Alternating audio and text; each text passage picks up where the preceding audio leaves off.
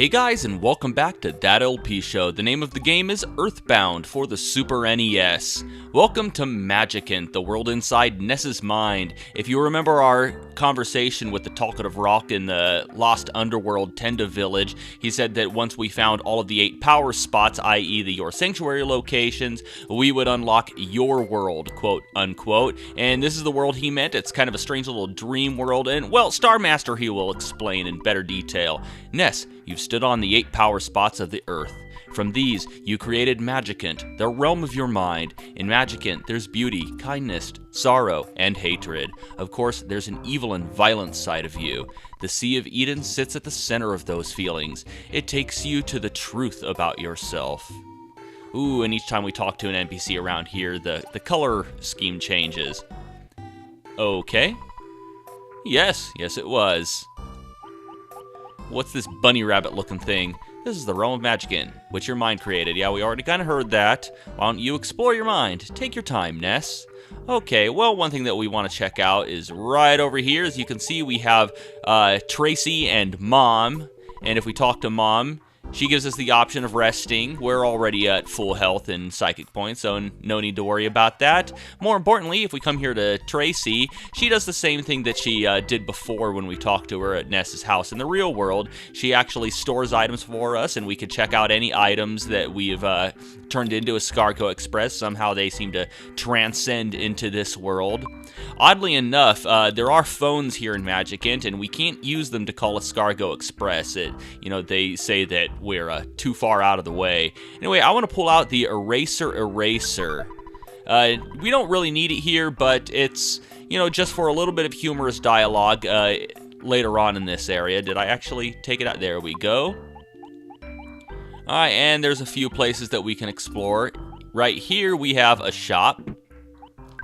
And it's here that we can buy 2 pretty good things. We can buy magic puddings. They restore psychic points. So if you don't have any psychic point restoring items, then you can come and get them here. And we have the Earth Pendant, which protects you against fire, freeze, and I think flash attacks, but only at 50%. So it's a good idea to bring in a sea pendant or maybe a night pendant, because we're definitely going to want 100% flash protection against a boss later on in this area. And if you have 0 cash, you can come over here, and there's an ATM right here, this weird thing with the face on it. It's actually an ATM in spite of the way it looks. So you can come here, and there's a telephone right there, and you can use it to call Dad if you want. Okay, moving on. You kicked my butt badly. I won't forget it. Well, you shouldn't forget it. You destroyed my pride. You killed me. Good. Oh, who's this? It's me. I'm you when you were younger. Hey, let's play ball. Do you prefer reading comics or playing games? What? You're busy? Yep, doing grown-up stuff. Growing up for a 13-year-old, that is. And this building right here is a hotel. Ooh, what are these guys standing in line for? Nothing? I'd like you to take your time, because this country will disappear when you wake up. Yeah, once we're done here, we're not going to be able to come back. So, explore to your heart's content. Peace. We haven't played together lately. Indeed. Fresh! Whatever. Ness, Pokey took my snack. Oh, go figure. Okay, Nico. Nice.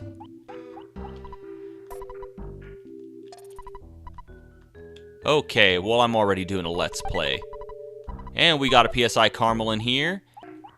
Oh, and look, it's Pokey. Ness, you're so lucky. I envy you. I have no luck. But Ness, well, okay.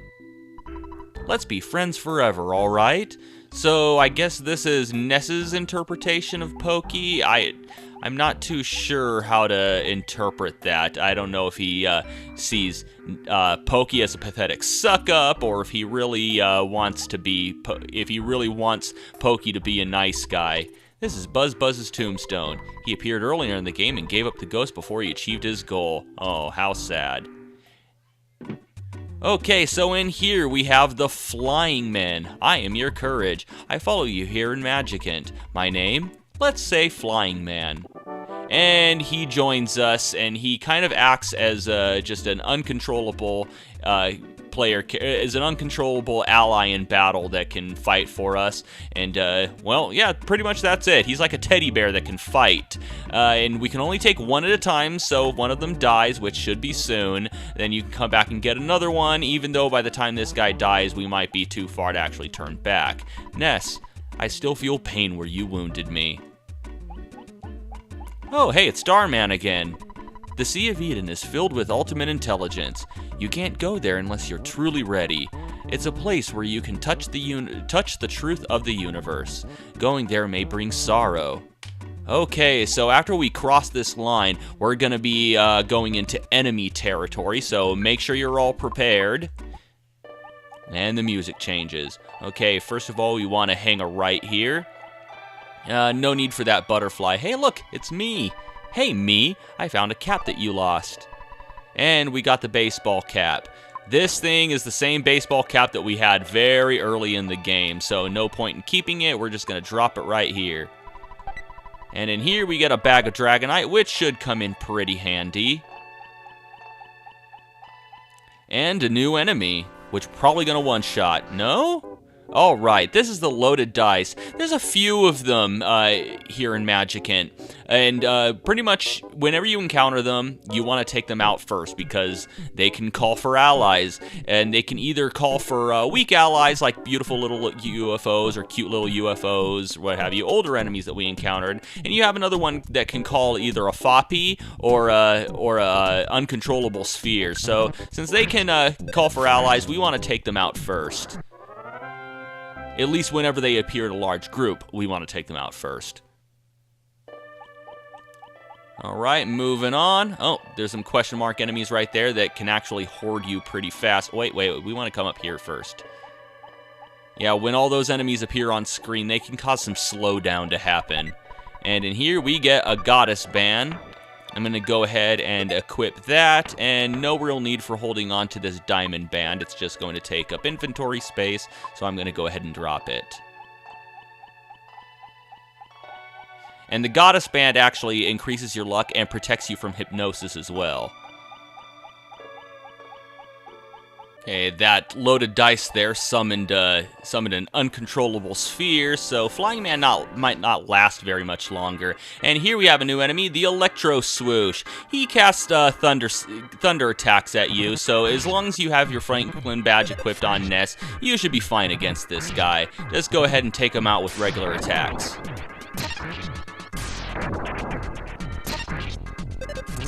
There we go, that should finish him off.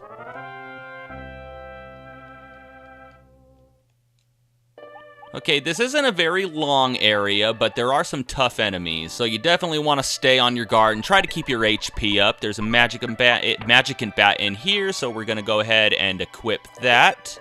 And no need for this ultimate bat, it's just going to take up space. And we're pretty much at a point in the game where we don't have to worry about money anymore, so no need to hold on to it in order to sell it. And from that last battle, Ness reached level 70 and learned Life Up Omega, which pretty much heals the entire party for full HP. So it'll come in pretty handy during the end of the game. Okay, we one-shot that guy. I'd like to show him off because he is a new enemy. Come on. Alright, and this is Mr. Molecule. They can attack you in pretty large groups, but they are quite pathetic. They have numerous psychic attacks, but it takes them a while to actually be able to use those attacks, since initially when they start the battle, they're unable to concentrate. So take them out as fast as you can. And in here, we got a magic tart. That should come in handy. Yeah, maybe I didn't need to bring that magic truffle.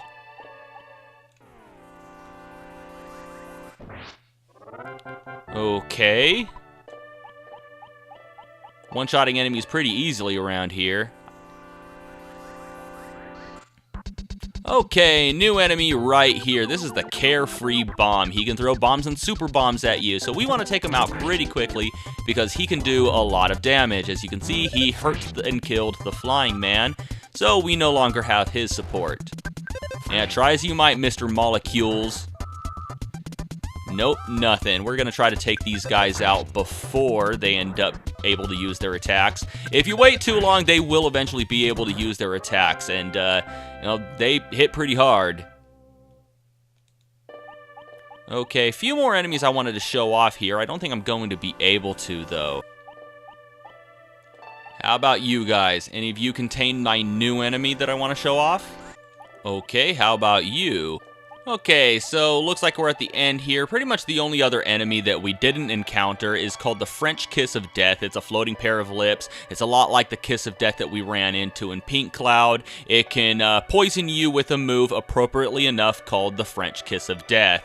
So pretty easy to take out. Like every other enemy around here, just go ahead and take it out with your regular attacks. Wait, we have a weird little swirly tentacle hair thing here, so come by here, examine it, and we move on to the next area of Magicant, the Sea of Eden. Okay, let's go ahead and restore some PSI. There we go.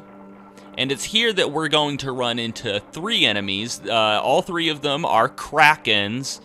Okay, there he is right there. And he's identical to our encounter with him when we were crossing the sea on the way to Scaraba. And at this point in the game, even with Ness alone, he is a complete pushover, especially if you have the Franklin badge to deflect his crash bang boom attacks. Now, if you're reading the official player's guide, it mistakenly says that you can get one of Ness's weapons here, a 1 in 128 drop called the Gutsy Bat. That is a lie. That actually comes from an enemy a little later in the game, so no point actually staying here and farming for the Gutsy Bat, especially since there are only 3 of these guys in the entire area, so chances are, even if they did hold it, you would never find it. Okay, so this thing looks familiar. It looks a lot like the Mani Mani statue. Okay, before examining it, though, I want to go ahead and use Life Up. I guess it wouldn't hurt to use some of these PSI caramels. Let's see, how am I doing on the rest of my psychic points? Okay, well, I'm just 1 shy of full. So, alright, before talking to it, I want to go ahead and use the eraser. This is why I brought it along. It looks sort of like some primitive human statue if you look at it from the right angle, but it definitely doesn't look like an eraser, does it? Okay, so a little bit of humorous dialogue. Anyway, let's go ahead and talk to this thing. I'm the evil part of your brain. You can't beat me because you are the one who forced me into being. Alright, so here's the dark side of Ness. Ness's nightmare, very similar to, looks very similar to the Mani Mani statue.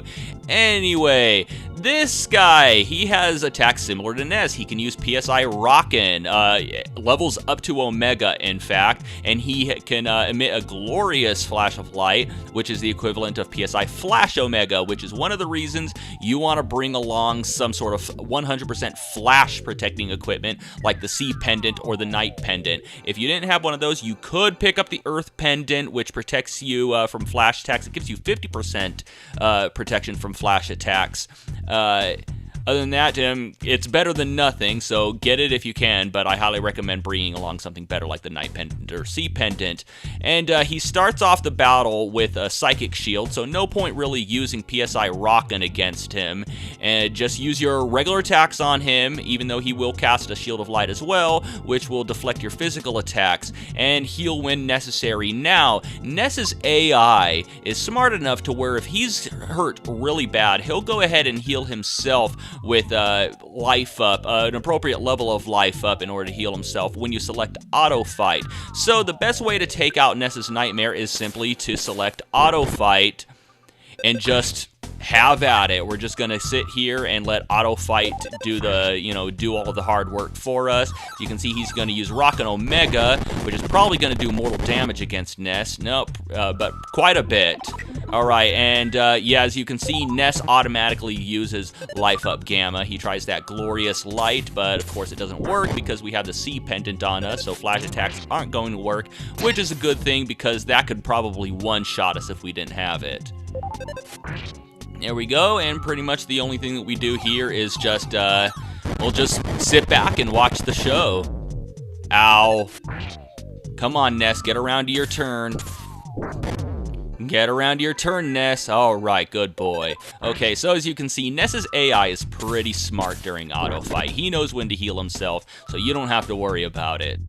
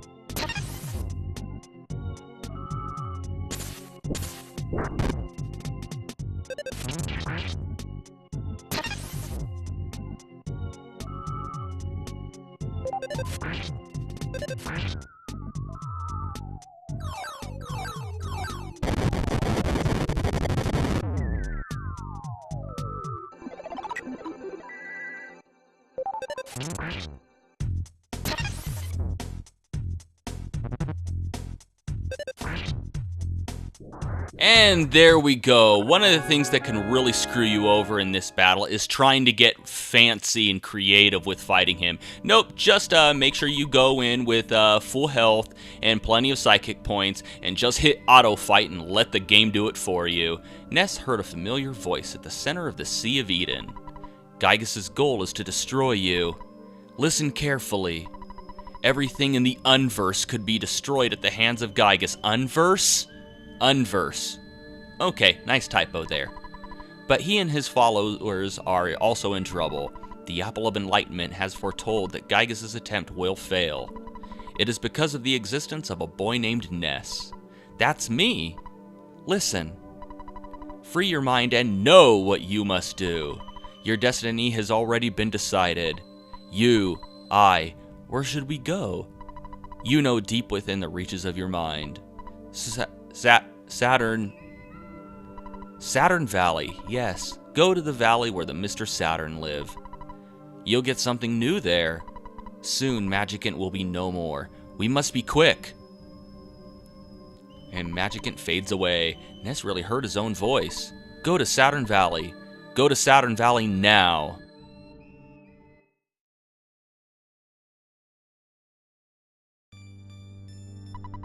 Ness was filled with the power of Giant Step, and his speed increases, and he keeps getting filled with all of these Your Sanctuary locations, and this is the huge stat gain that I mentioned earlier in the game. If you come into Magicant at level 90 or higher, I highly recommend running from as many battles as possible, because if you reach level 99 before this point, you will be completely screwed out of this large stat gain.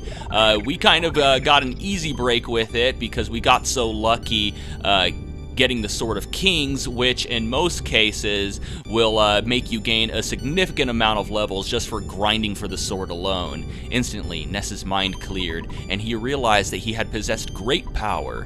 And with great power becomes... okay, never mind. At that moment, Ness's psychic powers radically expanded. And wow, 200,000 experience points. You know we're going to gain some levels from this. We reach level 74...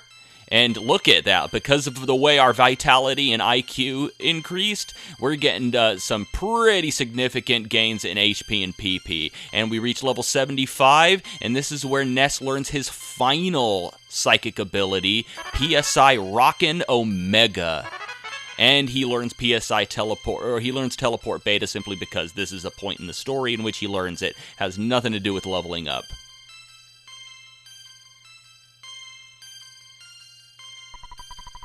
Ness made all of the hidden powers his own. Ness absorbed the power of the land into his heart, and Magicant was no more.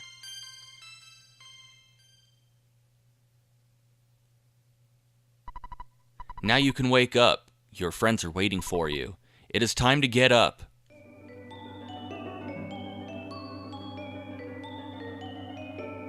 And he starts freaking out.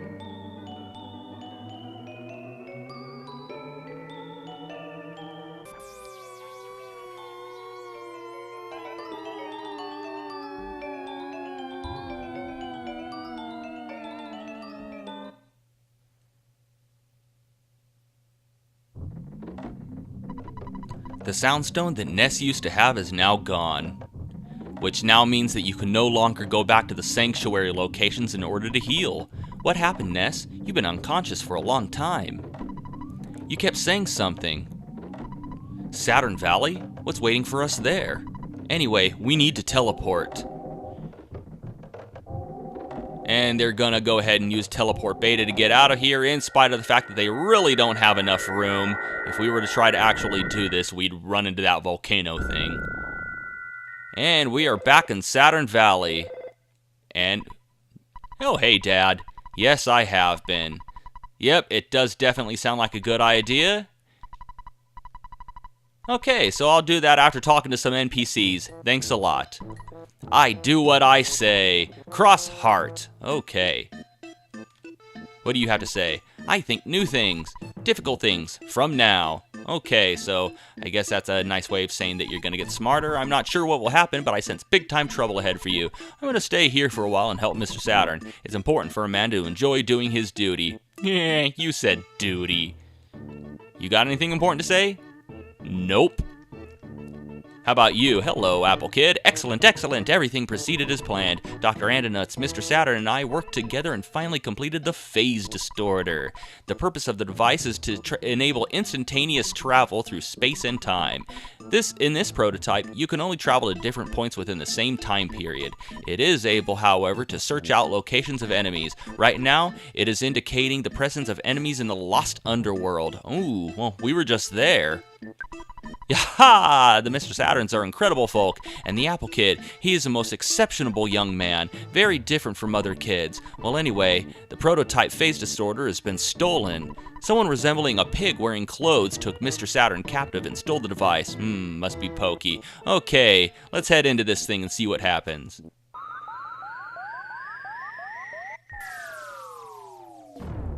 Ouch. It doesn't work. One thing is missing, but that one material cannot normally be found on Earth. The material I'm thinking of came from a meteorite that fell when I was much younger. Have you seen a meteorite anywhere recently? Yeah! Eureka, that's it. Even with just a piece of the meteorite, I can synthesize the material Zexonite. I doubt that your mortal enemy, Gygus, or whatever, will allow you to go to Onet and get a piece of the meteorite. By now, Onet is in his evil hands. Oh no, you must go though, so take every possible precaution.